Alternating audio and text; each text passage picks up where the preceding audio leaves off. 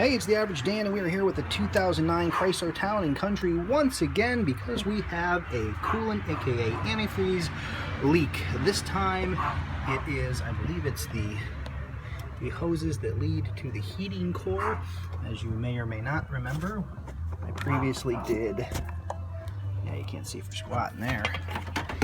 We previously did this repair using a tee we picked up at Home Depot, but this time around we have got to replace this Y right here. And we actually have the OEM replacement parts. Alright, so there are basically 3 hose clamps. They're spring loaded. They look like these guys over here. So we're going to go ahead and remove the old part.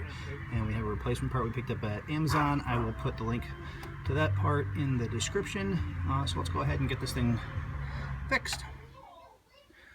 Alright, so we removed the Y from the car. On the right is the one that was in the car. On the left is the one I received. The pipes are slightly different sizes and configured differently, but I think it'll work, so not a big deal there. We took the clamps off of the ends of the old one. We pushed them back about an inch from the end of these so we can push the hose on and then move the clamp over. And we're going to lube up the inside of these a little bit so we can get them on the connections a little bit easier. So just a word of caution.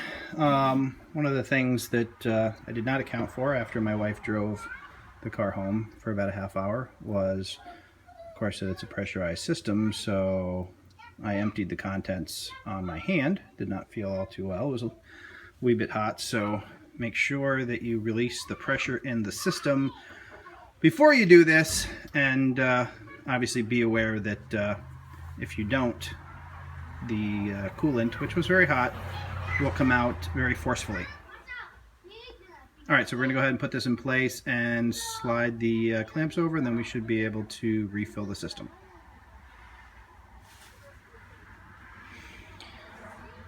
Alright, so we are done. We got the replacement part in. This is one of those jobs that looks pretty simple on paper. You just loosen the clips, you take out the old pipe, you put in the new pipe, you tighten, or you grab the little springy clamps and slide them back over the hose, but it was a little bit more difficult than it looked on paper. Those clamps are kind of a pain in the ass to get them, to squeeze them enough to get them on and off of the hose is a little bit annoying, especially after you've burnt your hand and everything in the car is hot, because I'm doing this on a weeknight, and obviously my wife just drove the car home from work. So if I can offer that advice, try to do this on a weekend when the car hasn't been driven, so everything's not hot. You don't end up with little burns all over your arms. But that said, we got the piece in. These are the tools that we used. There was the channel locks are really the best bet for the hose clamp that faces down and the hose clamp that faces to the left, in terms of being able to reach them and squeeze them enough to get them around the hose. We used the long needle nose for the connection that went through into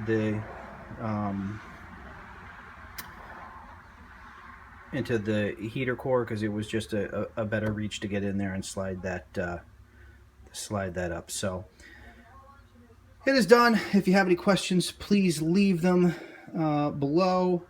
Like the video, subscribe to the channel if you haven't done so. I do respond to questions, so if anything isn't clear in the video, just let me know and I'll be happy to help you the best I can. Thank you for watching. Until next time, this is the Average Dan.